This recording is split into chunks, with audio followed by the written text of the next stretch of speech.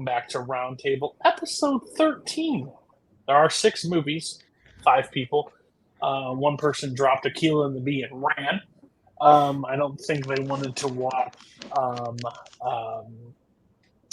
Varsity Blues, or maybe they did watch it. He already saw it before this. Or already watched. Oh, football Yeah. movies, probably strength, probably played somebody. That makes sense. Yeah.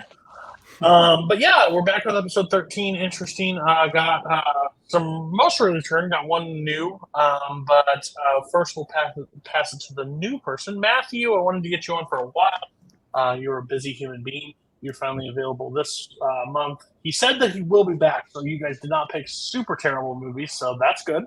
He missed Pogie Beach and Terrifier 2. We lost a person that day, Brian. Rest in peace, still gone. Probably never return.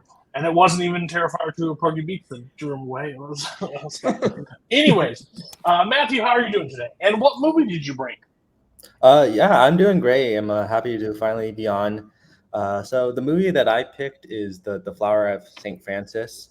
I've been really into Italian cinema. I took an Italian cinema class at school, and then that's like kind of my entry point into it. I love Italy as well, so I've been a really big Rossellini fan as well, and Francis of Assisi is just like a very interesting like historical figure, and not a lot of people have seen this movie about him, and so I wanted to kind of branch out, pick something that not a lot of people have seen. Perfect. Okay, next up, Dylan, you're back. Yes. The kangaroo killing did not scare you off the first time. You did return, so that's nice. What movie did you bring today? Yeah, it's good to be back. Excited to talk movies with y'all again. The movie I brought was Michael Haneke, or Mikhail Haneke, however you pronounce it. His movie Cache from 2005, I believe. It's a bit of a psychological thriller about a family who receives a bunch of videotapes of their house. And yeah, I think that's what it is on the surface. But when you dig deeper on it, I think it becomes like a lot more interesting in just how it plays out. And I picked it because I thought it'd be interesting just to see people's responses to it, because it's not like your average film in that genre, I feel like. Yeah, fair. Mark, a replacement of Brian, still here, still holding strong, doing the work of Brian, but in like probably worse in certain people's lives. Mine, I'm having fun, but overall, I can see some people like, what the hell did I get into? What'd you bring? And how are you? Yeah, I'm doing very well. I'm very delighted to be here. I know like this, well, probably when this episode comes up, we're going to be in the thick of football season. And I wanted to get it because everybody here loves football so much. This community is just wild about it. So I thought, let's just bring in a football movie. So I brought the 99 Brian Robbins classic Varsity Blues. I'm pretty sure Classic and Varsity Blues the first time that ever got put together, and there will probably be some emails given to you for your misuse of it today. Next up, Scott famously has the only kill count on this game that we play. He's taken one out. We'll see if he takes any more with him. Scott, what'd you bring today? And how are you? Today, I'm good. Today, for my closet of horrors, I reached deep in, and I pulled out an English language film this time. I don't know. Certain people might have been willing to come back for that, but the movie is Mistress America, Noah Baumbach and Greta Gerwig comedy from mid-2010s. Obviously everyone knows how much I love both of them, and Greta stock is very high right now, with Barbie still doing quite well and people loving it. So I wanted to throw this one out there. Also, because we had some pretty heavy films in here, at least a couple of them. So this is probably Noah Baumbach's most comedic film. So I wanted to throw that out there, kind of lighten the mood a little bit. Yes. I just imagine if you went to your foreign language thing again, and the three of you may have just killed certain people on call if Brian's still here. Like, I don't know if you'd been able to take 3 of them. And then me, I picked 2015's The Revenant. I kind of have adopted the role on the show of like bringing probably most popular or well-seen movie that has an interesting conversation about it at the time it came out, or how does it age now, or years have passed, how do we feel about it now? So I picked The Revenant. I remember watching it in theaters thinking, wow, this is really cool. Tom Harvey says pelts a lot and weird. But overall, let's see how it ages, and let's have a film discussion about it, because it's Leo's first Oscar. Did he deserve it? Did not? What's the performance? How do we feel about him eating that beef liver? Stuff like that. Fun times. But yeah, and then Cameron Holtzman picked Akeelah and the Bee because he likes spelling. That's what I'm going to go with. Who knows? Not the first time I saw that movie, but we'll see. We're going to start with the film. Now that everybody, I kind of liked how we did it. It was kind of not how we normally do it, but we introduced the films before we started, and now we can just hop into the conversation, which is interesting. We're going to adopt that. That was a way better way. Matthew just took it after I explained it to him, and it worked. The first one that we are talking about is, holy crap, I forgot what we... Oh, this charming, non-intense film whatsoever of Cachet, also known as Hidden, is where I found, it's called Hidden. So I was like, I hope this is the right movie. If not, I'm going to be talking about this movie Hidden, and I hope they enjoy it. So yeah, an interesting movie. We'll get into the whole conversation. I have not seen Haneke. I think I've seen one Haneke film, overall. I don't think I've seen any others. This movie's flipping crazy to a degree. There's one, we'll get to it a little bit later, but there's a scene that is flipping traumatizing, shocking, and the poster takes a whole nother meaning after you see that scene. So I'm like, whoa. Anybody else have any experience with Haneke before this, besides, of course, Dylan, because he brought it? Yeah, so I've seen Funny Games, the 2007 one, and then I actually watched this movie before, but it was probably over 10 years ago when I didn't understand anything. So it was in one ear and out the other. I didn't remember anything about this movie, so I logged it as a first time watch. That's fair. Yeah, so we can kind of dip in, Dylan kind of described it as, guy gets videotapes over the course of from different points or whatever, and these childish drawings that not really sure where it goes to, and kind of unveils his dark past of what he's kind of done in the past to at least one of the characters. Very interesting. One, everybody knows me. I am not a foreign language film fan. It's not a bad thing. I just have never, before this community, I would have probably never watched a lot of them. I'm just a simple brain, very smooth, no little bumps, so I just enjoy what I enjoy. So that was really interesting. Overall, I'll just start with it. I like this movie a lot. I did not expect to like it. I thought, I'm not sure how I was going to feel about it, but how it able to deliver the story and how it unpacks everything, and he has a way of directing that I don't know if I absolutely like it, but just where it stays on the people for a long time, I guess. And I've looked into it, that's kind of his calling card or whatever, what he's known, what he does a lot of. And you see how the characters react to stuff, because to say it, the guy that he meets with in one of the scenes, he talks to the guy basically belittles him again. Is the child, they have a childhood relationship. He bullied him. He took it whatever in the past.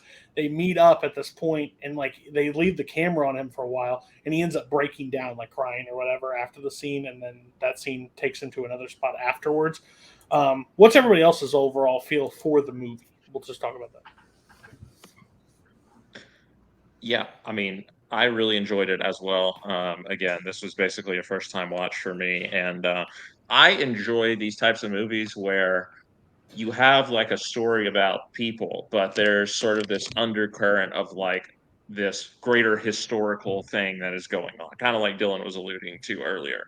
This movie is about national guilt and this event, the Paris massacre that happened, where a bunch of Arabic people essentially were killed. And this guy Majid, who is, you know, the subject of a lot of the movie, is, you know, somebody who was left behind basically because his parents were killed. You know, this offer comes along, hey, we're going to adopt you, but then no, we're not actually going to. And so he's harbored this for many years, and it's like this, you know, this is the guilt also that has followed. Is his name George? What's the main guy's name? Yeah, has Yeah. followed him around, and it's, you know, it's literally following him around in the case of the videotapes, and, you know, taking pictures outside of his house and stuff like that. And it's, you know, forcing him to confront this in the same way that, you know, I think Haneke is trying to force the viewer, the French people, to confront this historical event, which, as I understand it, was, you know, kind of largely forgotten in, you know, French history, sort of something that obviously, for obvious reasons, people want to sweep under the rug in France and not really acknowledge that it was something that happened. So I found it fascinating. I mean, you know, he does couch that in like a thriller, like we're saying. I was hooked. It reminds me a little bit of Lost Highway, also the David Lynch movie, another movie where somebody's getting videotapes of their house and stuff. I don't know. I think that's a great setup for a thriller also. But yeah, once it started unraveling and like I understood what was going on, I really, really enjoyed it because I like that when somebody can tell a intimate story that also has this greater sort of global significance to it almost.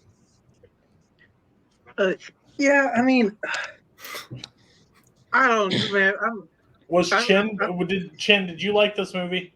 I did. Yeah, I did. Okay, let's go Chen, and then we'll go to Mark, because I think Mark's on a different level, which will be perfect. Yeah, no, I honestly, like, because I haven't seen any Haneke, I wasn't sure how I was going to feel going in.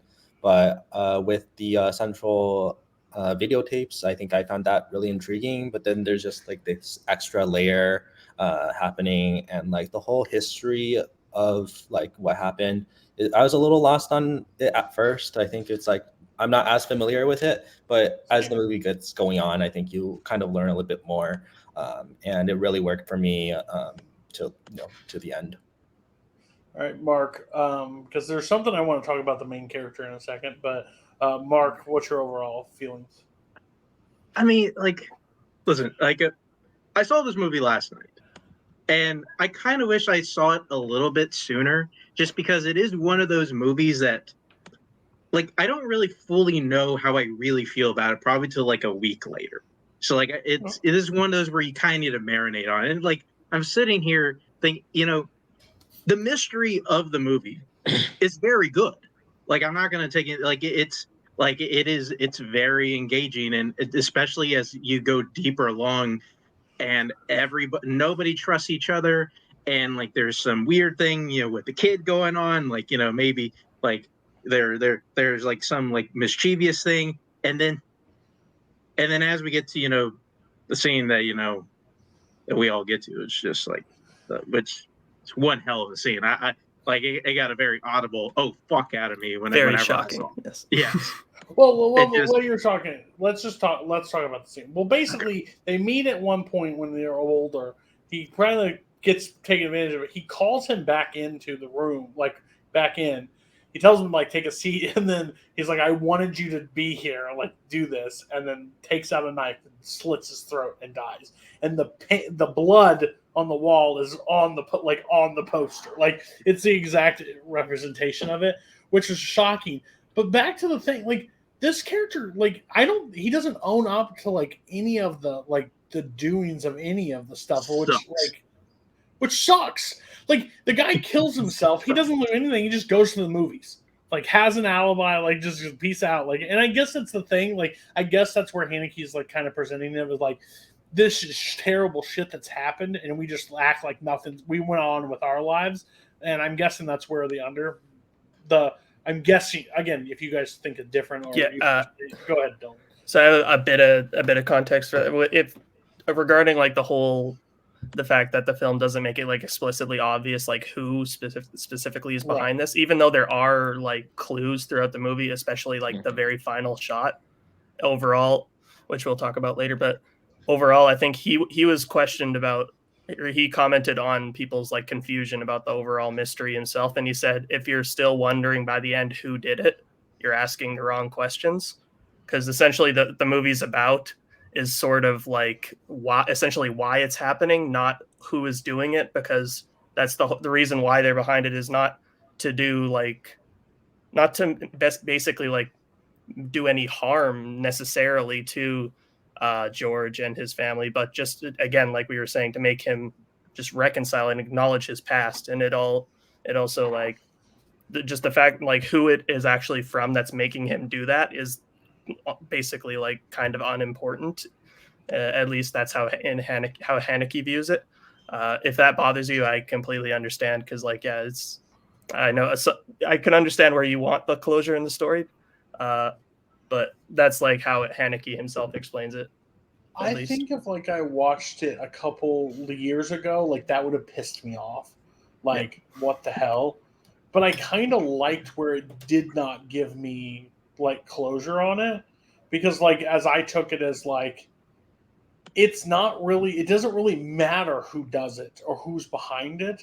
It's basically just like, dude, you fucked up in the past. Like, it's in your face now. Like, you've seen what your actions have caused, like in your face, and you'll have to live with that. Like I think that's where the like important part of the message was. And again, if it was like a couple years ago, I'm like, the fuck? There's not a guy in handcuff. Like, there's not anybody. They don't meet up. Like, nothing. So I think that's where it really worked for me overall in the film, which I had my doubts going in. Again, I knew nothing. I know me and Dylan are very like kind of polar opposites on like a good amount of movies. So I'm like, fuck. And it's foreign language. I'm like, he probably just picked like a foreign language film that's just going to be like completely over. I was able to like follow it for the like majority of it. It was a little slow at the start for me, but I think it picks up steam and does really well overall. But Mark, I'm kind of with you. Like, but the more I've sat here, I watched it last night too. But the more I've sat through the day, I'm like, oh man! Like I was watching Varsity Blues because I've seen it numerous times, and I was like, huh. And I was like thinking about Cachet, because I was like, this is like interesting where it like left me. So in the last shot of the film, I think that's a really like there's. Because I looked up, I had some people like talk about it, like, so I looked up that, and where there was like you can take it as this, or you can look at it like this, but this is kind of like it's up. Haneke's like, you take it, think about it how you want to think about it, which is, again, I can see how that's frustrating for some people, absolutely. And Jim, did it all work for you? Like overall, the whole story, was it like, did you need a satisfying ending to like find out who was sending the tapes? Or did it not matter? Usually, I do like closure, but I feel like with this story, and like I agree with you guys. Like I think, or like Dylan, and what you were saying about, or what the director was saying, is just like that's not the point of the movie, right? And so I felt like it worked for me. Yeah. There's no. Okay. Like I do want to say, like it just went like I'm not saying in most movies like I need like closure or anything wrapped up in a bow, but it just feels like the movie gives you nothing. Like you have no idea if who is doing this. Could be this person, could be that person, and like it's like, and it only annoys me because your mystery is so good, and it's like. And like I understand like I have no problems with leaving open ended, but I mean, give me fucking something. I mean, give me because on some end like this does feel like it feels like a little lazy whenever like a director just kind of leaves a story like just completely wide open to interpretation. Well, that's interesting, because if we're talking about the genre, right, like a mystery film, no one likes to watch a mystery and be like, to be continued, or they're still on the run to this day. Like, what the this story is not complete. Why are you showing me this at this point? I want to know, like, what ended up happening, what happened to the characters. Oh, no, it's still unsolved to this day. Like, son of a bit. I get that. I just kind of, like, and the more I hear about, the more I looked into it, like, the like, his tie to, like, what happened in that, in the event in Paris with all the immigrants and what ended up happening. Kind of like, saying, good Lord, what was that? But yeah, that was overall my thing. Scott, you were going to say something. Well, that just triggered another thought. But Okay. I think there's also an interesting, if you want to look at it from an American perspective, there's also this angle of people being like surveilled and recorded and taped, which like is something obviously that around this time period when this movie was released, the Patriot Act was a thing here in the U.S. And again, Islamic people, Arabic people were being very closely surveilled and again ostracized even more than they already were because of the events that happened on September 11th. So it's not just, as much as we may want to distance ourselves from this. Oh well, we would never do that. We kind of did our own version of it in a way. So. Anything we want to touch on a little bit more in this film that I have not unpacked? Go ahead. Yeah, just on a technical level, because I know I explained like a lot of the like stuff about like the mystery and stuff, and explained some of the director's intent. But just on like a technical level, I want to say like I kind of undersold this, but I love this movie. Like this is like one of my favorite movies.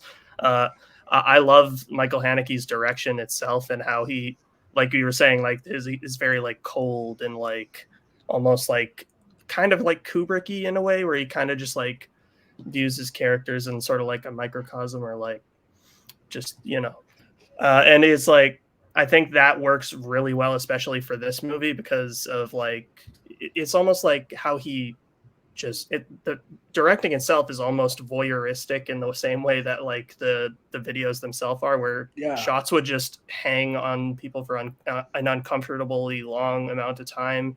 There's no score whatsoever. Like there's no non-diegetic music in the movie. It's just very like quiet and like unnerving, which I think fits his style just fits this movie and this story so well. It kind of plays like a surveillance camera, like almost like these are spot, like yes, it moves, but like almost like with nothing extra, nothing added to it. Like it's just like I bet I don't know this, but like some of the scenes, like he's probably like, I'm not yelling cut, just how this scene would interpret like continued on. Like when the guy leaves the room, he's just sitting there and he ends up breaking down. Like there's clearly like no, like I'm not yelling cut, just go. Like how would your character act after this moment would have happened? And I think that was, it kind of worked. Like, and again, a couple years ago, if somebody just stood in the shop and like, move, what are we doing? Like move along. Like, oh, why are we still in the sky? It worked for me. Anything else, you guys, on this? I don't want to push it, but again, pleasant. This episode I can say is pleasantly surprised. Like there's a lot of them that I'm just like, didn't have much gripes about that whatsoever. So we'll get scores. Dylan, it's your movie. So yeah, this is a 5-star movie for me. I absolutely love it. I'm 4 stars. I was very pleasantly surprised with this movie. Scott? 4.5. Very close to like top of the list for movies I've seen for this show. So, Chin. It's a 4 star, but could very well go up 4.5. 4 star right now. In a week, this score could come up. I'm putting this disclaimer out for Mark. But Mark, what is your current rating as we sit? I'm gonna try really hard and not let like the ending like completely spoil the score. So I'm gonna give it 3.5 out of 5 stars. Yeah, that's overly positive for a roundtable movie. So we're up to the next one, Mistress America. Delightful. I will start with saying it. I had my doubts. Again, I've said this on record. I need to go back to Frances Ha. I think I was too negative on Frances Ha because I am a very pro Baumbach. I like Baumbach's films a lot. Mistress America, knew nothing about it. There's some stuff in it that I will talk about, but I'm going to let Scott take the floor first. But like acting performances, some of them kind of drove me a little bit wonky, but overall positive. Scott, go ahead. I'll let you lead where you want to go. Yeah, I mean, so the movie's about a college student, Tracy, played by Lola Kirk, who wants to be on the literary society at her college, but is having trouble doing so. Sort of also having trouble just adjusting to college, making friends, that sort of thing. So she decides to call Brooke, which is Greta Gerwig, who is her dad is marrying Tracy's mom, is supposed to be marrying Tracy's mom. And Brooke lives in New York, is older, and at least at first seems to have everything all together and sort of this glamorous life that Tracy is envious of. But as the movie goes on, that starts to unravel a little bit. And Tracy takes on Brooke sort of as her muse and starts writing about her. That's really like all there is to say about the plot to some extent. It is a screwball comedy, basically, especially the third act. You have all these characters in one location.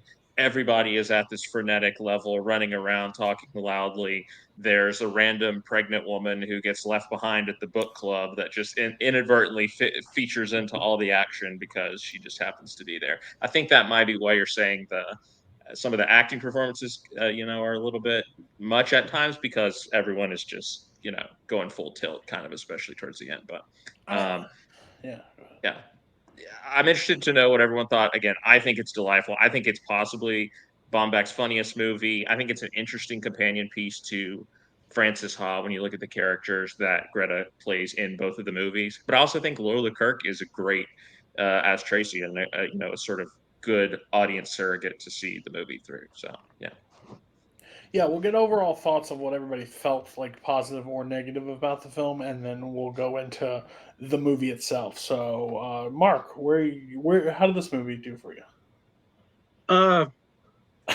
Wasn't a huge fan of it, to be honest. Remember what you brought, good sir. I'm just going to let you know right now. You threw a lot of shade early. You brought Varsity Blues. Go ahead, though.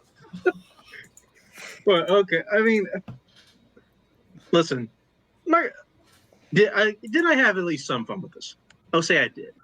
I do think the movie is occasionally funny. I like the Tony, like the Michael. He's probably my favorite character in the movie. I think he kind of there is kind of like this kind of weird, like funny tone, like he kind of brings to it, and I think he kind of adds like. I think he adds some every scene he's in, but I kind of hate, like, I think that's the big thing. It's like I kind of hate like every other character in this movie. And I like Greta Gerwig and stuff. I hate her character. Her character kind of sucks, and like on some end, when the more the movie goes along, I kind of don't like. Was it Lola Kirky, like her character? Like just because it's just I feel like it's also one of those movies where I feel like if I watched this movie when I was like 22, I think this movie would have like really opened up for me. But I'm like 10 years older now, and I'm like, man, like I know this person's like completely full of shit, just like listening to how they talk, and that's kind of the point. Like I understand that, but it's like, man, like just like I don't know. That's my general thoughts. I kind of want somebody else to talk about that. I don't want to just shit on this movie. I'm guessing the other two will be more positive. Dylan and Chen, what's your guys' viewpoints on it? Matthew, you want to go first? Yeah, I can go first. Yeah. All right. So I'm a pretty big Baumbach fan. So this has just been one of my blind spots. I also really love Greta Gerwig, and so I really enjoyed this. I just thought it was a really delightful time. I do think it's probably Baumbach's funniest movie. I laughed out loud a lot. And then there's just that, the 20-year-old and like a 30-year-old and that relationship, like there's this older person played by Greta Gerwig that like maybe like seems like she has it all, but she really doesn't. And I love how that's like portrayed and in the script. And it's very lively. I found myself very, very watchable, went through it.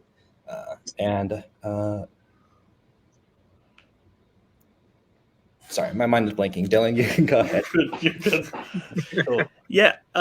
Overall, this was not at all the movie I expected. Like, I was because I've enjoyed all the other Noah Baumbach movies I've seen, and I did enjoy this one. I think maybe to a lesser extent, but I still did really enjoy it. I was expecting more so like a Frances Ha typical style coming of age movie. I was not expecting like the really rapid fire like screwball nature to it, where it was like, man. Like the dialogue in this movie and the performances are kind of really weird, like, which I found pretty entertaining at parts. At times it got a little like annoying, I will say, but the fact that the film's like so short, like it's like less than 90 minutes.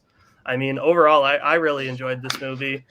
Yeah, I think Greta Gerwig's like her performance is really good.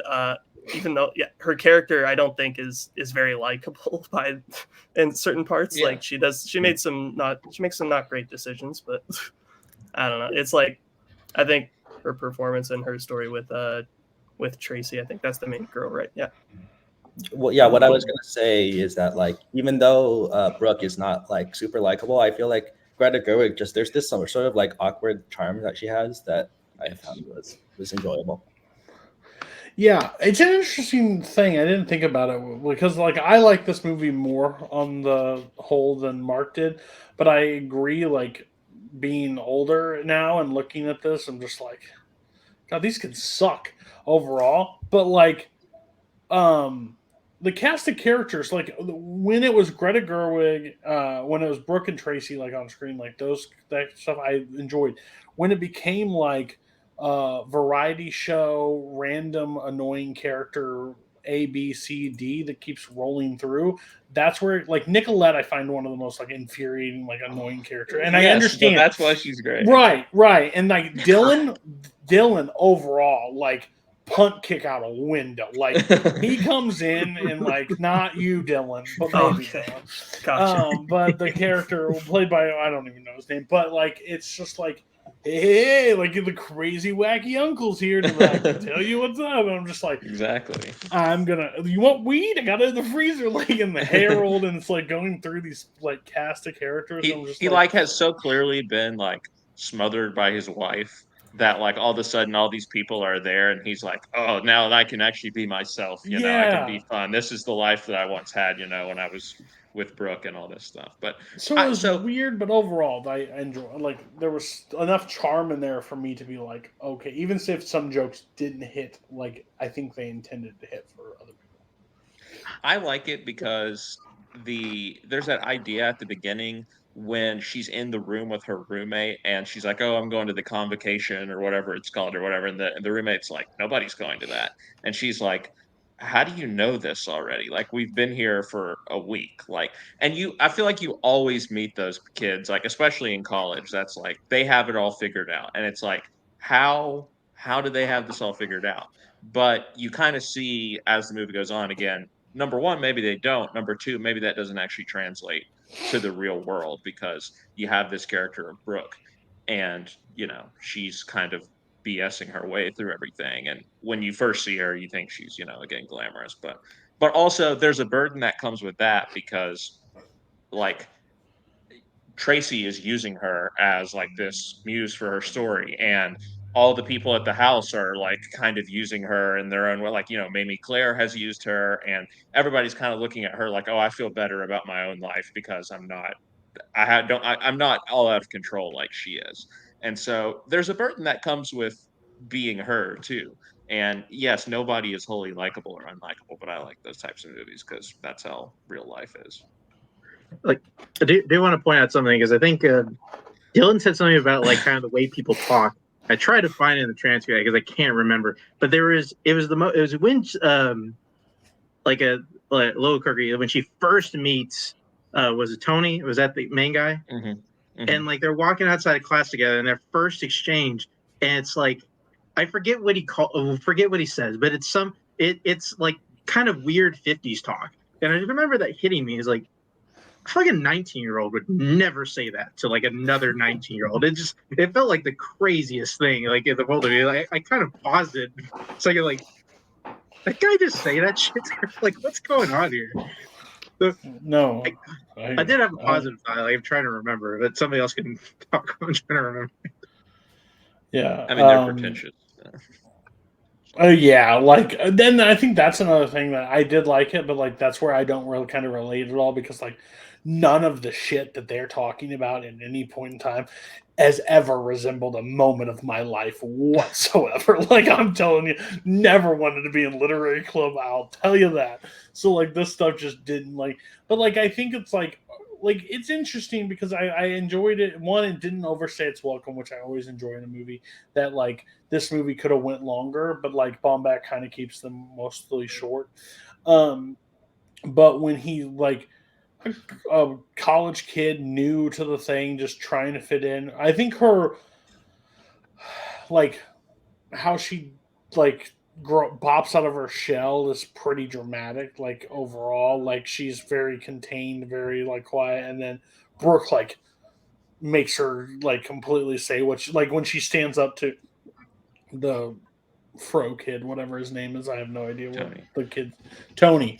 When that stuff, like when he's like, no, actually, I don't need notes. By the way, you're fake, blah blah. And I was like, oh, Yeah. okay, well, this is fast. But again, I don't think you have like a direct like line of like how much time has truly passed. Like there's time, obviously, but it seemed pretty quick in the film overall, which was a little bit of the. Again, these are minor nitpicks. Like overall, I liked her story.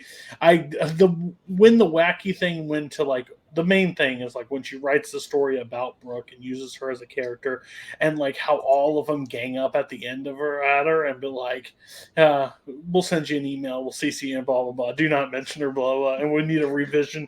We need a new copy of it sent to us." I'm like, okay, I'm on board with that because it's like that's. Again, and when that happened, when they went to the house, it, like the last 30 minutes is like variety hour, like who tells a joke when and what point is here. But that kind of like overall held enough for me there, so I enjoyed that part. And I think his writing is just like cool. Like I guess he wrote it again. I didn't look into Well, much, him but, like, and sharp. Gerwig Yeah. wrote it, and it's interesting, I think, because this is the second movie that they wrote together, and you can start to see because Baumbach's early movies like Kicking and Screaming and The Squid and the Whale are so like cynical and don't really have a silver lining necessarily. Kicking and Screaming does a little bit, but and then Francis Ha and Mistress America both have this hopeful note sort of that they end on, and that's very clearly, I think, Greta's influence and just sort of bringing this heart and optimism to his movies that I mean, I love both eras of Baumbach, but I think it is interesting to look at pre his move, pre Gerwig, pre him meeting Greta, and and post him meeting Greta. Absolutely. Anything else we brushed over? I don't want to cut anything too short, but yeah, it was a short movie. Like I don't think there's so much to unpack because I think it was like it's a goofy movie overall. Yeah. It is slapstickish, but like overall, I doubted. Like, I didn't doubt, but like I was nervous about this one because I knew I didn't like Francis Ha when I watched it the first time. But again, I think I was just in a bad mood, which happens more times than not. But I enjoy his writing. The only one I like didn't like, and I think everybody clearly understands why I don't like it. But like I'm not a fan of White Noise. It's very different from. It's very different than what he is. But when he has like real life situation, like when he's in those, that's where I think he really shines. Because like I think Squid and the Whale is fantastic. Like overall, like his work is very interesting. And Marriage Story, I think that's a really good one. Again, I think what is that sound? Some white noise right now. that is. We'll just roll with it. Okay. Okay. We'll get scores then. Scott, where are you at? I'm guessing 4.5. This is like either 3 or 4 out of Baumbach's movies for me. It goes back and forth between it and Kicking and Screaming, but I absolutely love it. Great comedy. We'll go Chin. I will also go 4.5. I really liked it. All right, Mark, keep your average low. What's your rating? The thing I was trying to remember is the isolationism you feel at after college, like or when you're at college. I thought that was kind of neatly displayed in the movie. I will say I haven't seen a ton of Baumbach stuff, although the couple things I have seen are not giant. Not giant. Sorry. Fans of. And this one's kind of the same. I give it 2 stars. I'm going to stick with that one. That's kind of what I had originally. Give it 2 stars. I'm at 4. 4. Again, very pleasant. If this was on, I would not turn it off. So quality. And Dylan, if you had anything else to say, I don't know how long you were frozen, but we went to scores. But if you had anything else to say, you can say it now. But what is your score? Not much else to add. Just yeah, overall I enjoyed it. Probably my least favorite of the Bomback I've seen, but I'd give it about 3.5 stars. Positive. He is very high on my star scale. So okay. We're going to, some would notice this as the spot of either the most conversation or Cody did not have such the greatest time sometimes, so different points. But we are going to the I said it's the flowers of St. Francis, right? Or flowers. That's right. The flowers. Okay, I that's thought we what were I'm doing the Varsity Blues. We're doing that after. Okay, all right. It's in the middle section. Believe me, I didn't save it for the end. I want to. Okay. I probably should. Overall, I just want to get this out of the way. When people bring movies that are not Cody movies, that's not like a sign that I don't really want you back on or anything like that. I did not like this movie very much. I will just get ahead of it. The vignettes, like the cut and things, it took me I was not. It's like a Disney variety film for me, and I was just like, I wanted to be done sooner than normal. It was a long pace. I think there was good moments. The more I'm reading into it, there's not a ton of actors in this movie. They're this is what I heard. Again, if somebody has different information, let me know. There's one professional actor. The rest are people of the time, of that. So I think that's interesting. I think that's because that's similar to a director that's working. What's his name? Red Rocket. Sean Baker. Florida part. Yeah, uses that. I think that's interesting. But overall, the vignettes and stuff for me took me out. I couldn't get into the whole. Didn't love it. But Matthew, you can go a little bit more into it. Why did you brought it because you didn't enjoy it? But what drew this movie to you, and what your overall feelings towards it? Yeah, no, this was a movie that I watched last year that just really surprised me because it's about faith and spirituality, and I'm an atheist, so I was just I had no idea that this would really affect me at all. I just felt really compelled by this character of Saint Francis and his followers, who are all about peace and giving people things out of just their kindness of their heart. And I just found that really interesting. And then when you go through each vignette, I really enjoyed a bunch of the variety of all these characters, and I found a lot of it to be really funny. Some I really liked the one where the guy has to go find a pig's foot, and that what happens there. I don't want to talk about everything in detail, but yeah, there's some of these different types of characters I found was really, really interesting, and just some very also just goes by really quickly. I think it's 87 minutes, so I really found it to be quick. What's everybody else's overall view for this movie? Like it, dislike it, indifferent? I'm just curious because I thought I would, because I saw some people on Letterboxd have some high ratings on it that I respect, I should say, or at least honor their system. Not a crazy person that I'm oh, hell no. But what's your guys' viewpoints? By the middle point of the movie, I actually found myself really, really into it, which is weird because that makes it sound like I didn't enjoy the first half. I did, but it took a little bit for me to get into it because similar to Matthew, I'm not a religious person, probably agnostic or atheist somewhere in there. And but yeah, so at the beginning, it actually I'd put it on one night. And I got 10 minutes in, and I was I'm just kind of not in the mood for this. I found it almost a little impenetrable as someone from that standpoint. And then I put it on the next day, and for some reason, then it started really clicking with me, and I started getting invested in what the characters were doing, and just the little vignettes. Because I like movies that aren't super plot heavy. It's just people living their lives essentially, and I found these characters were just really interesting to watch, and there was a shocking amount of humor that really worked for me, even when it starts to get a little more intense, when the one guy goes to the camp with all the soldiers or whatever, and they're like their leader is in like this ridiculous looking like massive suit of armor, and he like can't move, and he's being propped up by like chains or something, and it's supposed to look like super intimidating, and it ends up just being like kind of pathetic. That I thought that was pretty funny. But yeah, there's some segments that I think were just kind of like whatever, but overall like the ones that worked I thought were really great. So I like the movie overall quite a bit. I think the through line thing, if you know a trend of me on the show, if you don't got me a through line for me, Cody's brain follows other places instead of the movie, so that makes sense. Scott?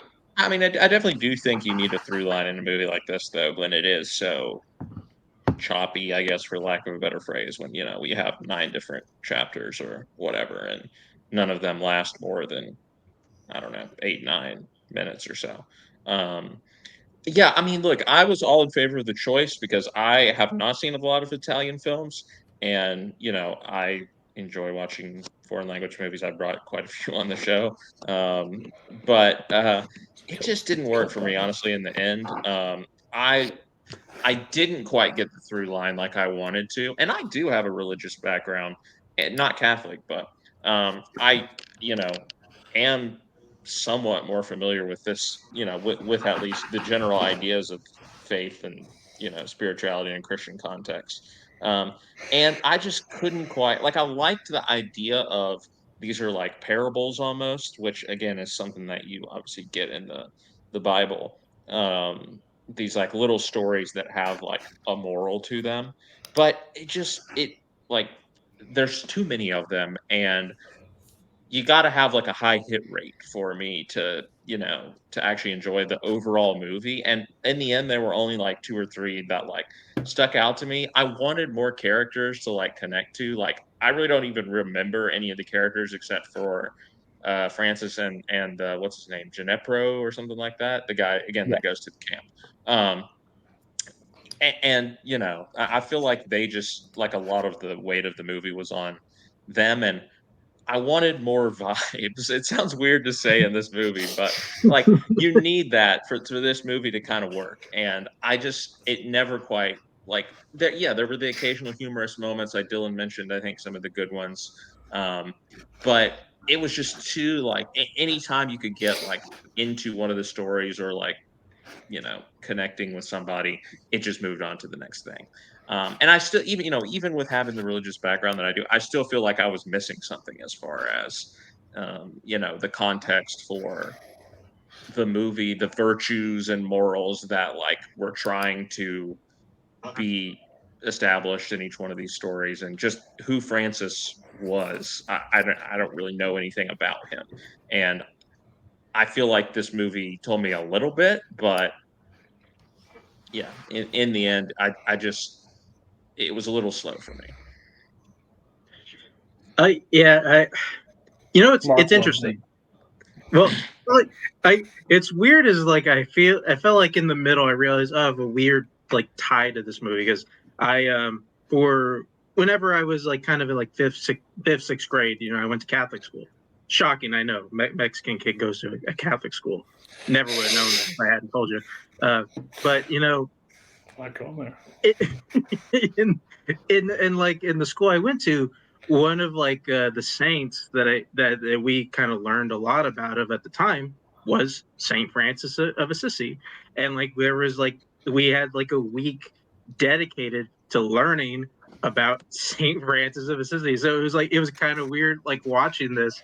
Like, I like it because they didn't even like go until the middle of the movie. Oh, he's of Assisi. Like, oh, that's kind of. I was like, I got a little tickled by that. But I say that to like bring this up is like I feel like I at least know. I mean, it's deep in there. It's like like 20 years ago though. It's like I feel like I know at least a little bit about Saint Francis, and I feel like after watching this movie, I feel like if I had no idea who he was, I feel like I still wouldn't have a great idea who he, which is kind of one of those things, at least from a biopic standpoint of like I kind of want the movie to kind of tell me about this guy. I kind of because other than the fact that he's a very giving person, and then like because I kind of wish like there were a couple more scenes of like like that the segment of like him with the leper, I thought was a very neat scene, just because like there's no words spoken in it, and it's basically just him wanting to help this person that he can't help, and it crushes him. So that was like a really neat scene, and it tells us a lot about his character without doing a lot, and it feels like the movie doesn't have a ton of those. And it's like I kind of wish there was more of that. And I guess also like too, like if you're gonna do like kind of this little vignette thing, like maybe a couple of the characters you latch onto. I think Scott brought it up too. Is like there's kind of one other character who I feel like has a name in this who I recognize. Who he has a really cool segment, at least like when Dylan brought up, we meet the knight who comes out of a fucking Looney Tunes cartoon, it's just ridiculous armor. But I don't know, like it's one that I think I eventually warmed up to as the movie went along more. I just kind of wish I wish I just kind of got more of an idea who this person, who Francis of Assisi was as a person. Yeah, I didn't grow up Catholic at all, and no clue. I went to a funeral once of Catholic, and they don't tell you enough going into that because there's a lot of things. But overall, yeah, again, I wanted to like it more. I think it made it short, but it felt like when every vignette showed up, I'm like, how many more do we have till I'm done? And then again, the suit of armor, I'm like, what the fuck is happening? Like my brain goes off for like a second, like, fantasy football's coming up. What the fuck? And then you're just like, okay, cool, interesting. Yeah, I don't hate myself for watching it. I don't think it's a bad movie. I think there's a lot of people that can get a lot from this movie. But overall, I just wish there was more of a through line with this story. But again, I think it's very interesting too that if there's only like one professional actor in the movie, don't quote me, I just heard somebody talk about that. That's pretty interesting to me because I mean, there was not like a holy crap, why is that person in this movie? Well, besides, yeah, but that was more of a costume choice than a why is this person in the movie. Anything else on this movie? I don't want to talk too fast. It just seemed like it kind of hit or missed. I missed for majority of them, but is there a part that you guys would like to talk about before we get scores? I think I'm good. I mean, all right. Lots of animals getting killed, I will say, in this week's installment of I think we need to keep track. I think we need to keep track of like the kill count per movie of Roundtable. Wake and Fright is still got to be way out there, but they slaughtered. Which I'll say is a weird thing from what I know about St. Francis of Assisi, just because like he was, I think from what I remember about him, he was a bit of an animal lover. So like the where like a guy chops off the pig's foot, it's like this is a weird thing to throw in here.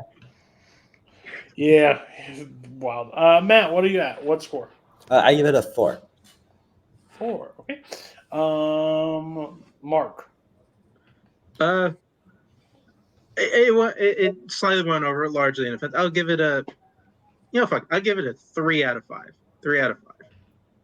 And you gave, okay, whatever. Well, he gives Spring 5 stars, remember? So I give it 4.5 out of 5. Okay. I give close to perfect. 2 stars for this one. Probably 1.5, but I'll stick to 2 and may drop. But Dylan. I'm torn between 3.5 and 4. I'm feeling a little generous, so I'll give it 4 stars. I actually really enjoyed this movie. You don't get any bonus points for raising your score, just to let you know. Damn. Maybe in St. Francis. Half a star. And Scott, forgot your name for 10 seconds. 100% respect the pick, and I would love more movies like this to get picked in the future, but just didn't quite work for me, so I give it 2.5. You still didn't bring Eurovision Song of Ice and whatever. It was better than Eurovision. Yeah. You've done better than Idle Hands. Next up, let's just talk about the American pastime that everybody loves, where your teacher is a stripper, where your coach has got drugs that just get injected into your knees to make them better until they are not anymore. Where Billy Bob has a truck and pancakes, syrup, and peanut butter and downing it before school. Or your We're kid's a going cult to- leader, apparently. That kid is a gem in this movie, but Or your we'll get there. brother, We're going to whatever he go. was. We're going to go to Varsity Blues. Everybody, Mark and me, listen, if there's ever going to be a divide, it's going to be on this episode, and I get it. Me and Mark are going to be very pro. I want to know before we get into this, if you guys are pro, just like it, dislike it, or God, never watch it again. We're going to go with Dylan first. I didn't hate it, but Hey! I also didn't like it. I mean, it was. Sure. I was shocked by how wild this movie is. Like from the first 5 minutes alone, like they throw. There's the kid who's like tied himself to the cross, and then he goes out. They're driving in Very a truck. religious There's like a episode, pig to be named honest. Bacon. There's he's chugging syrup while slamming down pancakes down his throat. They're mooning each other. It's like all this happened so quickly. When I was first watching it, I was like, I just paused it. I was like, maybe should I just watch this tomorrow? Like, I'm not in the mood for this right now. But yeah, I mean, it's similar to tough. Haneke style. I can Exactly. It's a very Haneke movie. It's aside from that, it's also just like a very, like another movie we'll talk about. It's like a very just kind of cliched by the number sports movie outside of all those moments for that, and that kind of stuff just doesn't really hit for me unless it's done with like the sincerity of the movie we'll talk about later. But this movie overall, I was just not a huge fan of. I get the appeal, but it's not for me. Fair. Scott, you like football? Interesting. I do. Interesting. So, I like football. I grew up in the South, went to a high school football game every Friday night. You know, it was the thing to do. No. Look, I'm with Dylan. I didn't hate it. When it started out, like the first 25, 30 minutes, I was like, oh, man, this is not good.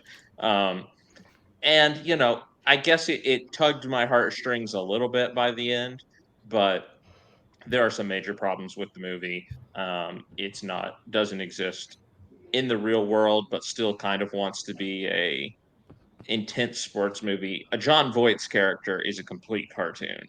I hated every time that he was on screen. Like, it's a complete one-note performance. There's nothing else to this character, to this person, except pure assholery. Literally, that is the only thing there is to his character. And you know, maybe there are some football coaches out there like this, but it doesn't make for an interesting drama to me. I also don't believe James Van Der Beek for a second as a high school quarterback. I thought that was awful casting. I did not want that was your dream, not my dream. I don't want your life. Matt, how are you? Rough accents. Love it. Matt, how are you reading this? Well, I don't hate football. I don't, I'm not like a football guy, but I don't really hate it. It's just this movie I did not find very enjoyable. I think a part of that is a lot of what Dylan and Scott have already said, and then I think I found a lot of the characters to be unlikable, so it was just really hard to connect with the whole football team, and it also hasn't aged very well. But there are some moments, yes. Tweeter, whatever his name is. Tweeter touchdown dance. We call it the new Tweeter touchdown dance. Okay, Mark, you and me, football growing up. You're also worse than me because you grew up in Texas where it goes football, Jesus, probably something else, but like that's the order. Like you covered it. Dr. Pepper. Yeah. So again, I unapologetically love this movie because there are football coaches like John Voight. There are players like that. There are communities like that this is all they talk about. So yeah, like, and I get it. Voight is very comical, evil villain like, but overall, like, he's probably the highest paid guy at that school by a large margin. Like, overall, like they treat them like gods. They shut down an entire town, and that's very similar in all towns. So, Mark, overall viewpoint, Texas, you can touch on Texas football in general, but how similar this kind of movie is, even in the comical aspect of it. Like, there is definitely some over the top bullshit that happens, but it's good bullshit. Oh, first of all, Mox, you skinny ass bitch. No, I mean, first of all, I really love this movie. I'll just get that out of the way. Absolutely. The thing, though, I did really want to touch on, although I thought I'd probably touch on this later, is that it kind of like, because I feel like whenever people think about probably like at least Southern high school football or like Texas high school football, most people I think look at Friday Night Lights, and they kind of because I think Friday Night Lights is kind of the more like the more better. Yes, the TV show, the TV show, not the movie. The more dramatized version of this, and like they're trying to kind of make this more realistic, and everything in Varsity Blues is 100% taken up to 11. Not going to disagree with you on that. I mean, you just heard me do Billy Bob. I mean, there's just nothing there. This movie is definitely living outside the real world, but on some end, like the culture of Texas high school football also lives outside the real world. The high school football coach in a small town is probably the most powerful person in that town. Nobody's more important.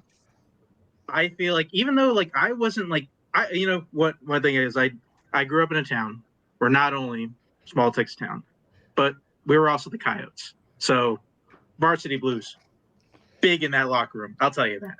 Like, we all thought we all thought we were Billy Bob, Mox, and Tweeter. We all thought we were those guys in those. And like, I mean, I'm not saying like, I would have gotten away with what Tweeter did, stealing the cop car and shit, but I do feel like people in the town like knew my name, and like, they would like, get, like they would like kind of do special treatment for me. Like it is kind of weird. It's really weird, like just kind of being in a varsity football team, walking around town, and kind of having that. Like it, I think this movie does kind of tap into like this weird culture that I think not a ton of people really know about. And even though like this movie like just pumps in like this crazy level, I think there is a bit of truth in it. My thing is, it's very similar. Like in football, like teachers, like in school, like they give sports people special privileges overall, like because they want you to be able to play, they want you to be able to make the team, and go, because it's basically a lot of schools like money like factor. Like they'll put the more money into the football field to do everything for football. It just everything. The thing is, what I interesting, yes, it's stupid, it's ridiculous things, but there's like some serious moments in that movie that I think they touch on, but they don't like show. Like there's a moment where James Vanderbeek like gets into Brown, and his dad goes, "How? Let's talk about the game coming up." He's like, just tell me who wins. Like, does not care like overall, and like the people that are kind of the outskirt, like forced into it because of that's what, that's what kind of football is like around for everybody. Billy Bob getting the concussion and like forced to just play through and be like, well, coach, nurse says I don't think I play. Well, she doesn't got a state title to win. Like, get your ass out there, buddy. And then he ends up getting injured with the things, the needles, like the price that a lot of these athletes will pay. Like, I always tell myself, like, if I could go back in time and not play football because I didn't go pro and I didn't go beyond this point, like in the pain that certain things hurt, or now, I wish I could tell myself is, hey, maybe not do that. Maybe just don't do that. Don't push yourself to those points because of this thing. But the stuff you just went through just to make sure you could play on Fridays was like everything, and it kind of touches on that when a coach is like cartoonish as he is and ridiculous. I love the coach in the movie. I know he's ridiculous for most, but me, I'm like, Bud Kilmer is yeah. a shit. Yeah, like, yeah, like I like it, but there again like strip clubs and the language is definitely not aged well in this movie Yeah. and stuff like that. But I mean, it's very of the time and even past the time. Like that's 99 when I was playing in 2010. It was very similar and I didn't even play in Texas. I played in Missouri. Like they're not even close to like where we're at. So I get that. I get it. There's nostalgia glasses on the highest level on this movie for me because like this is just. I watch it every football season. If Mark didn't pick it, it was still going to be on the docket this upcoming week. Like I was watching it at some point, so it just checked the box. Go ahead, guys. Anybody else?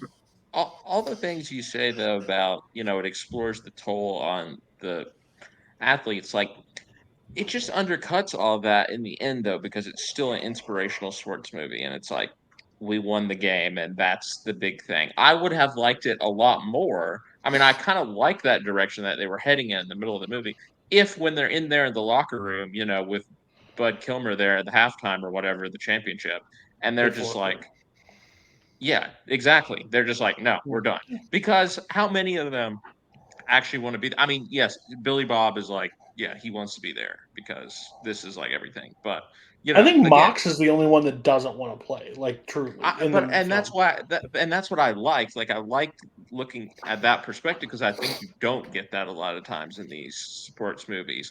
But it just kind of gets undercut in the end because they want to have the classic inspirational sports ending. You mentioned Friday Night Lights too. I mean, depending on what day it is, you asked me, that could be my favorite show of all time. So I also come into this with that baggage of like, yeah. I love it, and it's very realistic in my opinion. And so it's hard for me to get on board with something like this. I also have to point out, because I nitpick the sports scenes in these movies. We already had this once with Love and when we talked about Love and Basketball, which is an incredible movie, but there's a basketball scene that annoys me. So in the championship game in this movie, they again, they go down the field in like 3 plays basically to get the touchdown to get them closer. They have like the 3 long passes or whatever that Mox has, and basically when they start doing the no huddle offense, and they act like, oh, this is this revolutionary thing, and they're literally just running the no huddle offense. But then the other team gets the ball back. The other team gets the ball back, and they go back to punt, and there's like a little bit less than a minute maybe left in the game, and they go to the sidelines, and Mox and Paul Walker, not Matthew Fox, but Paul Walker are like, we got to block this punt or the game's over.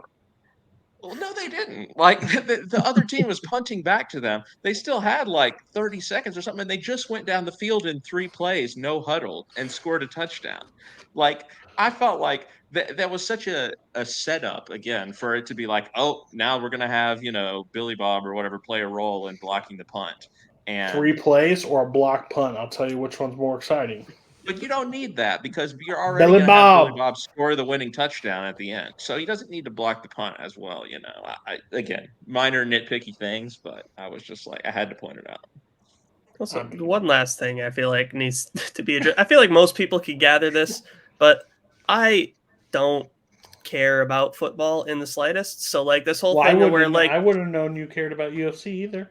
That's fair. But like, so this whole thing of like people just being like the entire town just being completely obsessed with football and like, just like football is the only thing that matters. That like doesn't like hit with me at all. I just don't get it. So like when I see it depicted in movies, it doesn't do the same for me, but I don't know. I'm the same way. I must say. No, I'm with you, but it's crazy. There's towns that live and breathe this shit that's nuts. As somebody that played it and we were terrible. The amount of people that shut down businesses early so they could go to our games is ludicrous to me. to this day. So it's one of those things I see like, and again, Texas is even like crazier. Like the story, the horror, the horror stories you hear from Texas football, high school football, is nuts. I had a friend that transferred, and the stories he used to tell is just like there was no off season. Like you don't just go about your business and go do something. Like you just keep going. Like you still like you take like a couple weeks off, but then you're right back at it. I'm like, my God, like it's like rinse. But you're going against other people in Texas that just care about it just as much. So everything's like a playoff game every time you meet with them. So nuts, crazy. I agree with you 100%. I will say Dylan must have a crazy perspective on football True. now, because I know he's also watched Any Given Sunday recently, which is another football movie that is on cocaine, just like this movie. So maybe you need to watch some football. Watch Remember the Titans. Like if it's more like that, who knows? Maybe not. Yeah, but overall, like I still love the scene where they're at the barbecue, and it's like, my son should be quarterback. Get up, son. Show him the pass, and then hits him right in the nose with it. Just nails him. And then they're at. I always love when they're at practice. And it's called the whatever play. Why don't you run the fucking offense, Mox, you moron? It's a secret. Oh, it's a secret. Like it's so like true. Once like if you've ever played football and you went off a play just a little bit, those coaches lose their ever loving mind. Again, they try to play like some understory. Like I do like the stuff with Billy Bob, like how he's like shooting his trophies and stuff like that. Is like he's down at the end, like you hate coach, but like he treated me like I was a family because he was good. And like how when you're good in that thing, you're treated like royalty. Like you can't do anything wrong inside that family. So overall, it's a silly, goofy movie. But I've quoted that my entire. I don't want your life. That's not my dream. That's yours. Like it's just like how he just and he goes to Brown. You know, Tweeter drank beer because Tweeter likes beer. That's so good. I could watch this movie like a couple times a year. I have so much fun with it just because it reminds me of high school football. Our teacher was never a stripper. That's a wild take on the whole movie. Never happened to me either. That's a new one to me. That's a lie. And how they expect nobody to find out. She's like, I hope you keep that a secret. What the hell are you doing? Like in 2020, I mean, she's got a fucking Instagram OnlyFans page out. Like nobody's keeping that secret. Yeah, like she doesn't have a job. Like she's fired. Like there's no question. We'll get scores. We won't go anymore unless anybody has anything else to touch on before. I do want to just point out just one really quickly, like because at least this guy brought up at least one about like the football not being realistic. I've said this forever. Is that listen? There's a ton of people make football movies, but like most of them don't know shit about football. And Any Given Sunday is another movie you brought up. They don't know shit about football, like it's hard to like get realistic football. And we want a coach that's Al Pacino, and then we want him to do a speech. Like they don't give a shit about the actual. And they build backwards from that. Yeah, it's the exact plays like in Remember the Titans, even like these clotheslines and these like drop kicks basically are happening. You got to watch the opening scene of The Last Boy Scout. Now that is football right there. That is the most accurate football that has ever been. But yeah, shown on screen. And then, like, a thing you kind of brought up, at least about it being I feel like kind of in the same way that I think Friday Night Lights kind of gets away with it. Like, this movie gets away with it in kind of the same fashion where it becomes less about them playing for the town and for their coach and becomes more about them playing for each other. That they're out there, you know, trying to win it for each other. They don't care about... And basically stick it up his ass, like, F you. Like, they don't care about the glory that, you know, the district champ's going to bring for them. They just kind of win it. They just want to win it for each other, which is something that I think is pretty relatable, at least across most like high school football programs. That statue still sits there just because it's too heavy to move. And then I do love when John Voight, let's go, boys, let's go at the team. And no one's behind him. I'm like, yeah, fuck you. We'll get scores. Oh, go ahead. I was just going to say that I think another issue that I sometimes have with high school football movies is that at my high school, football was such a big deal. and all of my school's budget would go to the football team, but it would never go to the arts. And so because I was part of the arts, It would never go to the mock trial team. Oh, every person in like the choir and drama program, we would wear our jerseys and then be like, "You piece of shit, blah blah. We can't do this because of you." I'm like, I don't get the budget. Like, believe me, I wouldn't buy this turf either. I hate the turf. Like, I don't know what you want from me. Like, but yeah, I had so many kids from the art department that absolutely hated me just because I had the football jersey. I'm sorry. You can have the money if you'd like. I don't really care. All right, Mark, what's your score? Yeah, I remember a while ago, I think you saw my score and thought it was too low. And, you're absolutely right, because it should be a good, a whopping 4.5 out of 5 stars. That's Varsity Blues. That's for me. I sat there last night, did the exact same thing. I had it at 4 stars. It's a 4.5 star movie for me. Absolutely love it. My new More than 2 St. Francis's. That's crazy. Less segments. Dylan.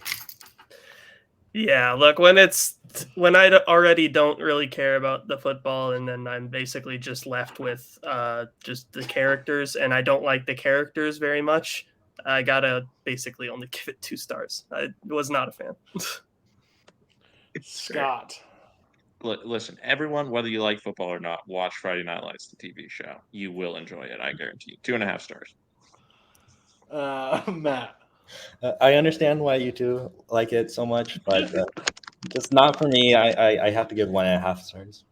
Yeah, I expected that average, and I don't know what did Cam have it at? Did we know? He gave it like 3 or something the first time he watched it. Yeah.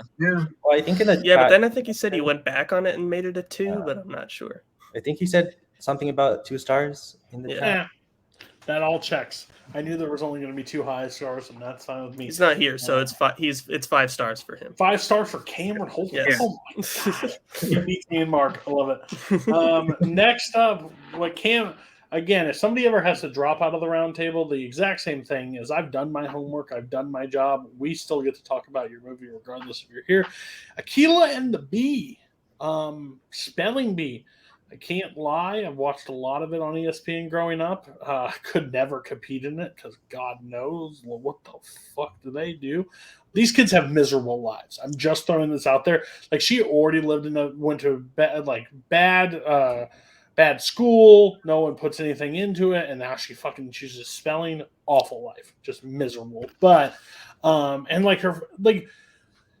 I've seen this movie. It's definitely like the stereotypical feel good like kind of movie. Like, it checks every box. Like, did anybody for a moment? I mean, did anybody see this movie prior? Just from your curious. Okay, there's not one person on this first time viewing that no one thought Akeelah is winning this fucking bee, right? There's no mystery. We gotta skip to the fucking end. Like, everything is like, oh, we're gonna pull her off stage. She has to be back in time. She getting on that stage, like, what are we talking about? Like, oh, he's not gonna help her because she's arrogant and blah blah blah. Guess who trains her? Still trains her. Like, everything just happens to not happen. Like, it's the like, oh yay at the end, this dickish kid that you've hated this entire movie that's going to co-champion because they become friends on the chair together.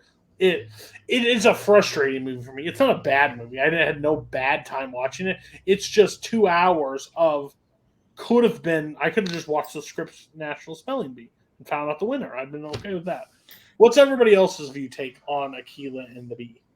This is why you have to watch subversive movies like Band Slam, where the band does not win Band Slam at the end. And Holtzman is not here right now to back me up, but he will watch this and he will be like, yes, you are right. Like School of Rock. Yeah, exactly. They don't win. Great freaking movie.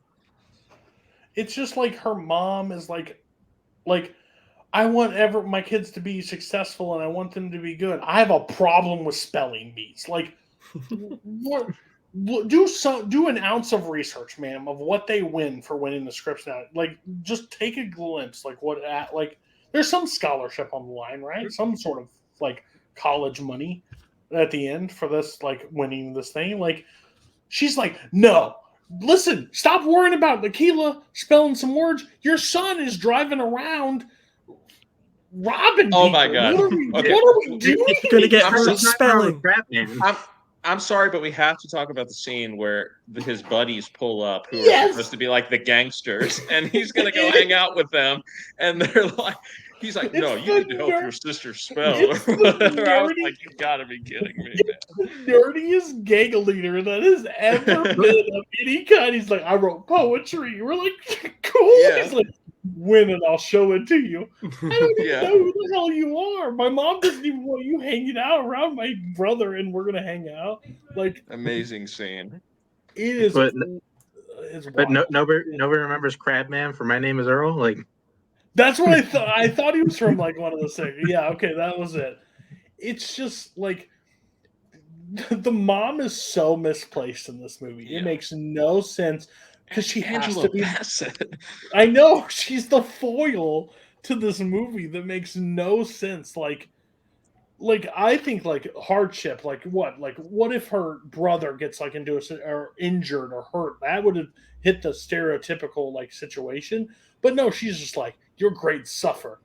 Well, no, I understand I haven't been doing good in the other classes, but the principal says if I do this, it's going to make up for the credit. No, absolutely not. You forged my signature. Like, she's just spelling words. Like the principal is driving her. This is the safest extracurricular activity that anybody could do on the face of the planet. I also hate the scene. Like the mom of the one kid spells the word to her son, and they're like, Yeah, from the audience. And they're like, Why did she admit it? Why was she just like, yeah, I did it? One then she's person's like- word. She's like, were you this is serious. Of course I did. You are working these kids crazy. Like, it's such like it's basically opening a 9-piece puzzle and like being like, do this. Like, it's gonna fit together perfectly the entire movie. So again, I didn't think it was a bad movie, but it's just like a nothing movie that just like has like these kids also suck. They have this kid throws a Scrabble contest at his house for him to not compete in, but for his friend David to beat 5 of his friends. Like, No, wasn't his name Dylan? Was it? I was about to say it's the There's second another movie with Dylan. a character Is named it Dylan. Also, Dylan, Is it yeah. Dylan? It is Dylan. But I'm Dylan sitting there, Chu. I'm like, what does he come up to me and be like, hey, by the way, I want to play Scrabble against all these and just smack him in the mouth. Like, Akeelah shows up at the school and goes, oh, those idiots, those rejects, those losers are all studying for no good. But he's going to the birthday party of these loser idiot kids. That it just makes no sense. Like, these motives of the character, like, it's so weird. Like, oh, it's the more I'm listening to hear myself, it's more frustrating than anything. Like, what the fuck is this movie? Like, why does Holtzman like Akeelah and the Bee? Like, what? he should have made a video or something talking about it. I He mean, gives them to work on. yeah, I will say. Go So ahead. I don't know how many people know this about me, but maybe if you get to know me more, you might notice I'm a bit of a cynical person. So going into this, I was like, really, a movie You? about fucking spelling. Like, it's like a sports movie where everyone's taking it super seriously, and it's like spelling. I was like, so I started it, and sure enough, it was like it had all the hallmarks of like a super serious, like early 2000s, like sports movie, but it's all about spelling, and I'm like, this is just corny and ridiculous.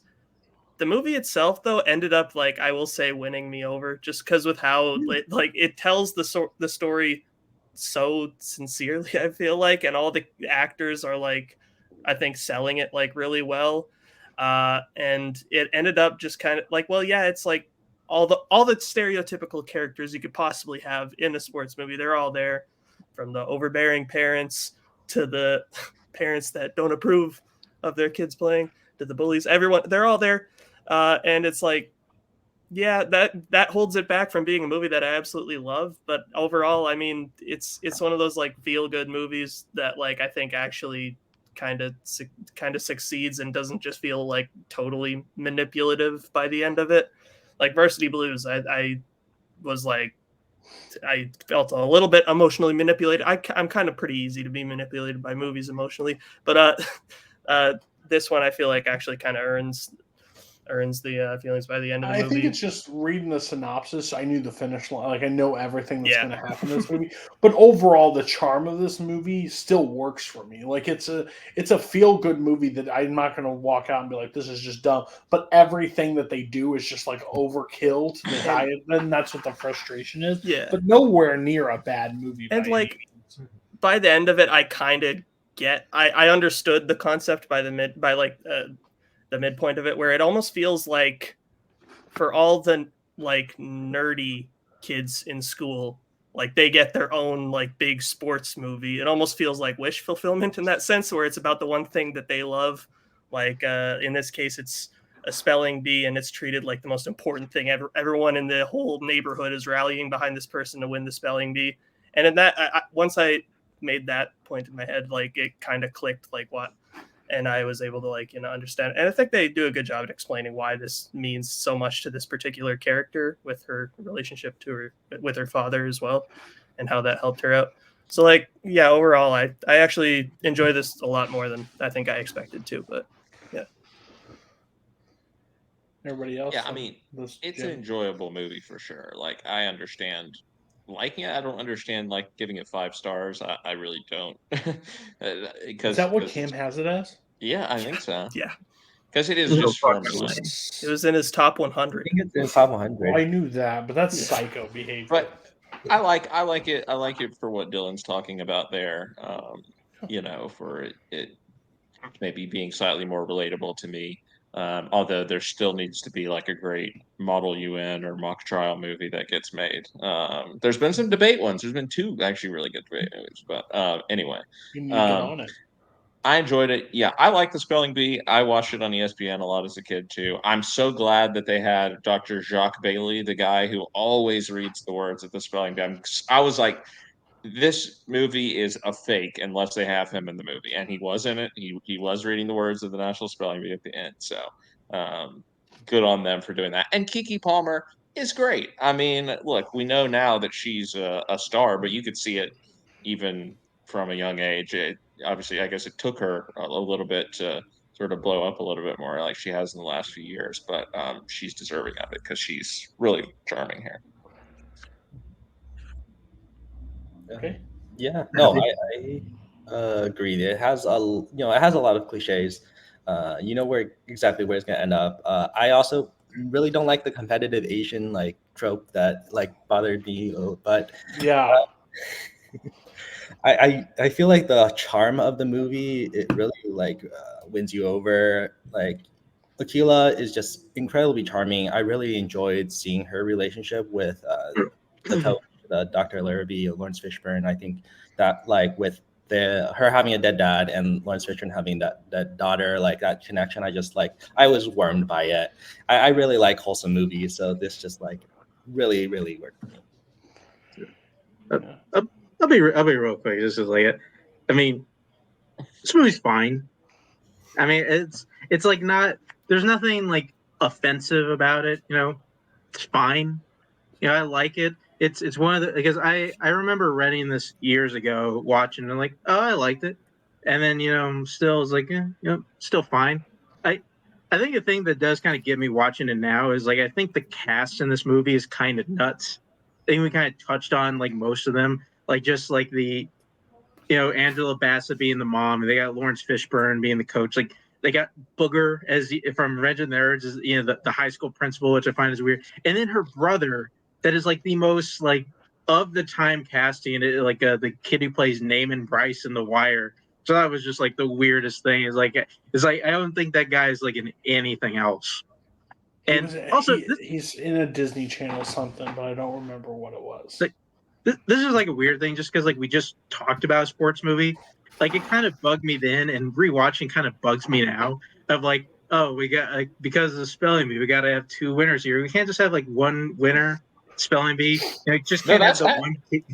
That's actually happened in the real spelling bee too, where they No, they because do spell all the Dylan's words. dad is going to beat the shit out of the kid, and if not, like Kiki, like he can't. She doesn't have her judge. They put themselves right into a box. Like one at the end of how dickish the dad was. I was like, just let Dylan win at this point. Like, there's no point. You're gonna win next year. He can't compete. Who are you fighting against? Javier went out in 5th.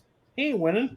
Like, I mean, that's my thing, because like, as I remember, like I think it was like 2-3 years ago when like they had that spelling bee and like 14 kids won. I'm like, what the fuck is that? Like 14 kids win a fucking spelling bee like that? Like, that's total bullshit. 14? It was some crazy number. It's at least double digits. Well, that's just we got to keep. Yeah, going. it was crazy. Let's cut. Yeah. We got to cut these numbers down. Let's a little bit. Okay. I'm at 3 stars. I think it's fine. It could be 3.5. Either way, I'm not really too bent on it. I think it's a fine movie. It's charming. It works for the. I think my kids will get a kick out of it if I show them that at some point. Like, I think that's like a feel good. Like, learn how to spell. But this is hard spelling, so just learn how to spell more. Dylan. Yeah, I mean, I think they, for what this story is, which is just like a very stereotypical like story at the end of the day, I think they did that about as well as they could. Still not really my cup of tea, so it only goes so far. I'll give it 3.5. I think it was a really well-made movie for what it was. Not Varsity Blues. Interesting. Scott. No. Yeah, 3.5. It's fun. I'll never watch it again. Fair. Matthew.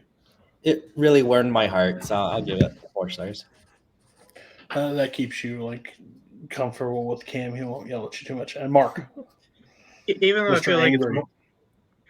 feel like it's more of like a 3.25, I'll give it the roundup. I'll give it 3.5. That was 3.5 stars. All right. Just to let everybody know that if you made it this far in the video, next episode for Halloween, right? Yes, Halloween. We're doing spooky. Basically, me, Mark, and Scott will be joined by Why We Love Horror. Melissa, John, and Mike. We're all picking horror movies. I don't know if I'll show up. I'm planning to at this point, but like we'll see. There's not a few. I don't have every movie to pick yet, so I can't tease it. But yeah, I'm terrified. But I promise. People promise me I'll be okay. Now we're up to the last movie. It's the movie I picked. It's The Revenant. Basically Leo's first Oscar, which is stupid. Like if we like look at it, I think it's just one of the dumbest. Like, but we won't get into a full discussion. I'm just interested. Has everybody seen this movie prior to watching this, except Scott? Right? I don't know. Mark, you've seen it, right? I've seen it. Yeah, I saw Okay. So I'll go to Scott first. What was your thoughts on the movie for a first time watch? Okay, number one, I wish I would have watched it in a theater because it's definitely going for that immersive sort of thing. I mean, again, that's what Iñárritu and Lubeski, like, that's their thing now. They did it with Birdman, and I haven't seen Bardo, but I think that they're going for the same sort of thing there. But, especially in the beginning, the like one take, going on in the battle scene and all that's going on. And then there's other, oneers throughout the movie. But I wish I had seen it in a theater because I think I would have been gripped through the whole thing. I really liked the beginning of the movie. I really liked the ending of the movie. I was wanting to press X to skip a little bit in the middle of the movie a little bit because it's slow. And I'm okay with slow. I mean, you guys know that. Some of the movies I love are slow. But again, maybe it was not watching it in a theater maybe that was part of it. But like, it feels like he was laying over there by Hawk's body for 30 minutes before he ever gets up and starts doing anything. And then he's got to crawl all this way. And then like the survival parts of it are interesting. It just speeded up a little bit. Like, I know it sounds like I don't have attacked by a fucking bear. I know. No, I get it. Look, I get it. No, I'm just kidding. No, realistically, he probably wouldn't have even been able to move that far. But you still have to think about the audience, right? And like, this movie's 2.5 hours long. Like, I liked a large part of it, but there was some parts in the middle where I think they could have trimmed it down. They could have we could have jumped to the major events a little bit quicker. I like DiCaprio's performance. I don't think it's an Oscar-winning performance. Again, a lot of it is him crawling around And he does through that in The Wolf of Wall the Street. snow and ice. Yeah. Well, Once Upon a Time in Hollywood is the movie that he should have won for, in my opinion. But he's great in everything. So like, I'm not going to say he was bad, but like it is bewildering that this was his Oscar-winning performance. I don't know what else was that year. I don't really care, but there would have been something else that I would have picked probably. I'm glad that I watched the movie, but and I'm definitely positive on it because I think the when the action is going in the beginning and the end, like it's pretty thrilling. Um, but I just kind of loses his way a little bit in the middle, I think, and I wasn't fully hooked. And it's not a pleasant movie either. So that's one of the reasons I avoided it for so many years because I heard it's long, it's not pleasant, it's a tough sit, and it was not necessarily my favorite type of movie, but I admire it. So when I picked it, last time I watched it was 2021. I enjoyed it a lot then. The reason I picked it is because I think it's interesting. Well, one, I didn't mean to cross two films that Scott's never seen back to back months. It just happened to be that way. By the way, Bryan Cranston in Trumbo, Matt Damon in Martian, Michael Fassbender and Steve Jobs, and Eddie Redmayne in The Danish Girl. Fassbender, so, obviously. Fassbender. Of those people, yeah. So, and again, Fassbender's a close second for when I watched it. So when I watched it the very first time, I was in a theater in January. It snowed. It was cold in the theater, and it was like this movie was crazy, like experience wise for me, because it was like it made me colder as the movie was going on, just being in the thing. Listen, the motherfucker's dead, okay? Motherfucker's dead. He is not alive. There's no way that any human could survive normally you're like, oh, well, this scene happened, this helped him, like the wound didn't open up, it went into salt, blah blah. No, bullshit, motherfucker's dead. He's dead 6 times over.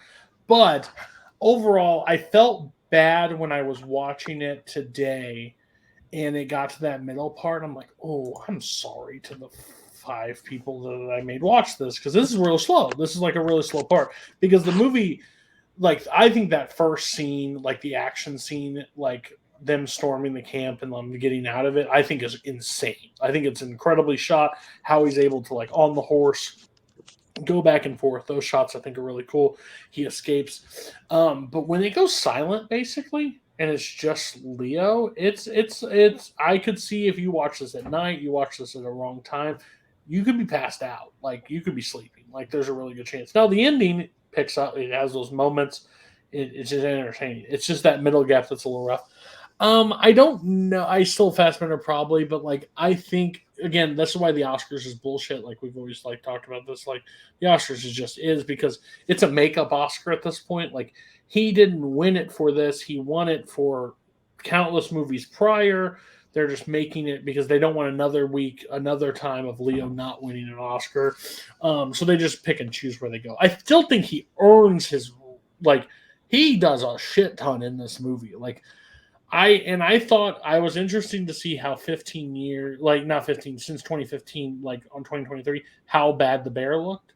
Bear still looks good. I will consider it. I thought it was like, there's stuff that's came out in 2015 that you look back now, and even then you're like, it's still quality. Like what they're able to do and what they're able to accomplish in the goofiness of this movie at times, with the shit that he has to go through, like putting fucking gunpowder on his wound to light it, basically to seal the wound. Like that's craziness that's happening. But overall, it's an event. It's a survival movie, and I think you feel the agony, and that's why that middle section it feels so long too, because he's suffering and you're basically having to suffer along with him. So I can see how it's off-putting. It's not a movie that I absolutely love.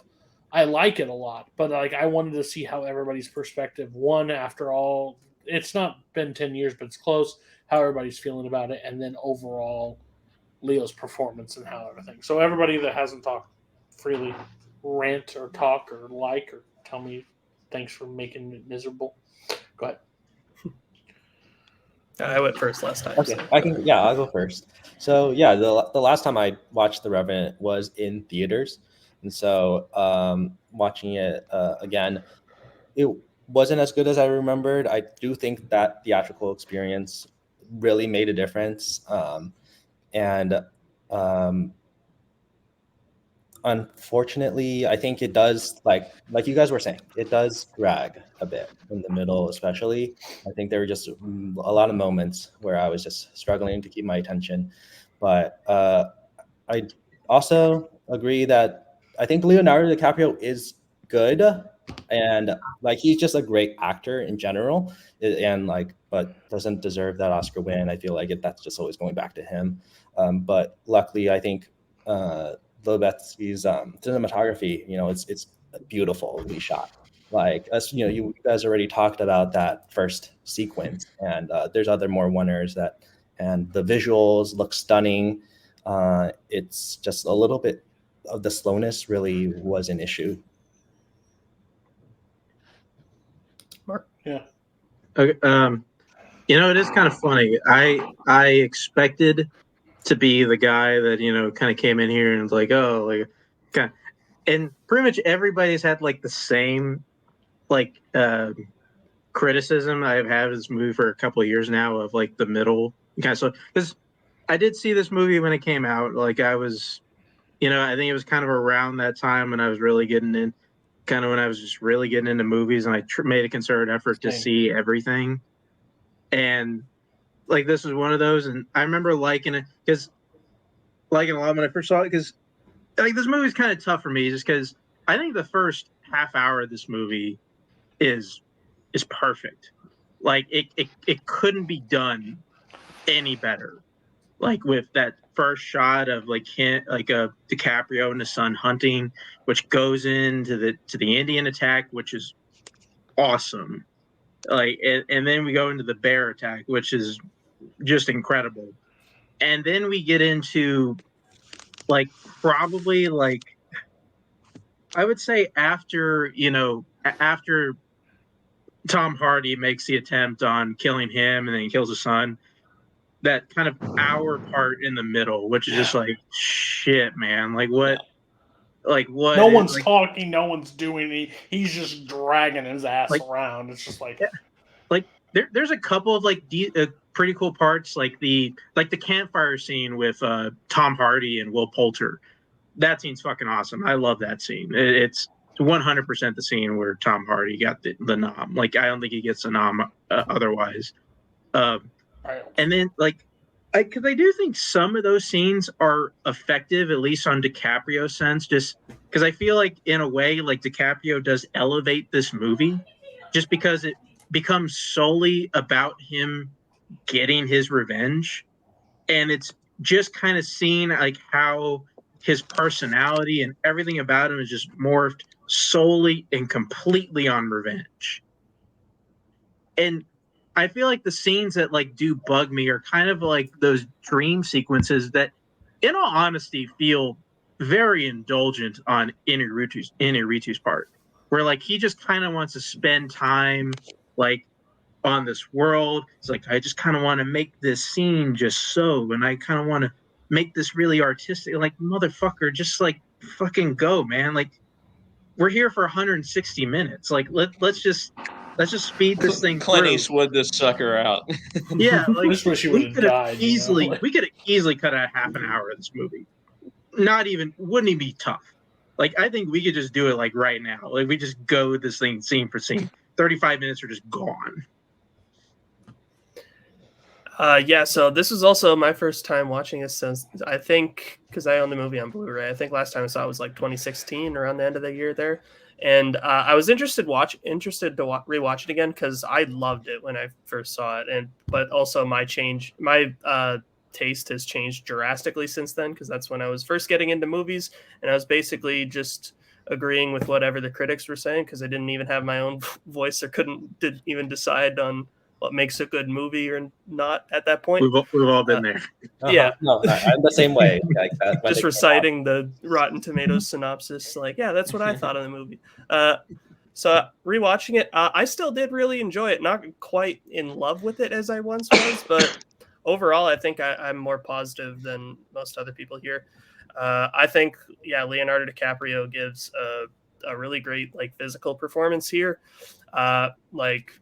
just conveying a lot of emotion just with just his face. Like he has barely any lines in this movie. Like he says a little bit at the beginning and at the end, and he's just completely silent for most of it.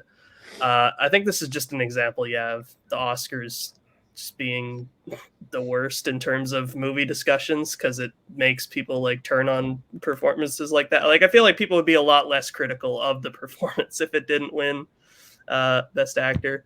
But yeah, I mean, also a lot of this movie is shot in Alberta, which in like the Albertan wilderness, which is no rats.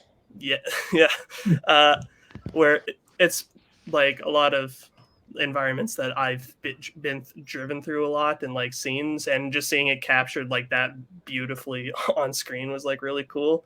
So I have, I guess, a bit of a connection to it there. But overall, I think this is also this is one of the few movies where I could say I actually read the book that it was based on. And fun fact, in the book, Hugh Glass doesn't even have a son. They just leave him for dead, and he gets revenge. He wants to get revenge for that. So interesting that they just completely changed basically the entire story. But I thought that was actually well done how it was handled in the movie. I think adding a son makes you want to kill them more, but like it was just extra motivation. Even when you leave them for dead, I still want to kill you. Like I don't. That's the thing. It's like I think what the one thing that makes me like okay with like the bit of the grueling like middle part of the movie is like just how this movie, and especially the book, is like it's a story about revenge, where it's like you're like by the end of it where he's about to get his revenge, it's like, fuck, is it even worth it at this point? Like it's not, like he says, it's not going to bring my son back, it's not going to like undo all the harm that has already happened. And by the end, he doesn't even take his own revenge. He lets the First Nation guy take like his revenge on him, basically. And so I thought that was a brutal freaking way to like go, is like send your enemy down the river to just get scalped and dead. Like, which I feel like is honestly such a cool thing about it, because the movie, like I think for a lot of us, it kind of wins us right over, like in those last 25, 30 minutes, especially for me in those last 5 to 10, because I love like the last shot of this movie, just because it's him sitting in, it's honestly the one dream sequence that kind of works, where like he sees his wife and she's right there, and then she just walks away, and it's just that realization that even though like he's been on this path to kill this guy, this is the closest he's felt to his dead wife in a long time. It's kept him close with his son, who's now dead, and now he's sitting there. Fucking what? If Fitzgerald is dead, what have I got? And I feel like if the movie goes on like 2 minutes more, like Hugh Glass is killing himself. Like we just kind of just happened to miss that part of the film. Like for whatever reason, Inarritu didn't want to like extend this movie a couple more minutes just to show that. No, that would have pissed everyone off if he croaks at the end. Where like we watched that motherfucker fall down, fly off a cliff on a horse, eat a bison, everything, and the dude dies. No. He's got to live for a little bit longer. Yeah. No, I'm even the long part. Like I felt bad for everybody else because I knew how slow it. Even the slow bits, like I still find like the struggle in that movie and that atmosphere that I like being in, and like the strive to survive to get to the death. It still is something that always will work for me. And again, Leo is just incredible. Like I think like he gets a lot of hype from being a good actor, and he deserves it. But like really, when I boil it down, the man is just phenomenal in everything he does. Man hardly speaks for like an hour into the like hour for the movie. He doesn't say a damn word basically. So But Tom Hardy also has to feel like a pup. This motherfucker got beaten by a bear and got his ass whooped. Hand chopped off, defeated by this guy, and he should have been dead. So interesting. Yeah. Uh, I also like. I can see people's issues with like just how like he should have died at like 7 different points in the movie. I'm okay with that because like before that was written, like before the book was written, like Hugh Glass was like basically like a character from like a folk tale, and the movie kind of has that feel of it where it's like all this keeps happening, but he just keeps moving forward because he's just charged by the idea of getting his revenge on the man that wronged him.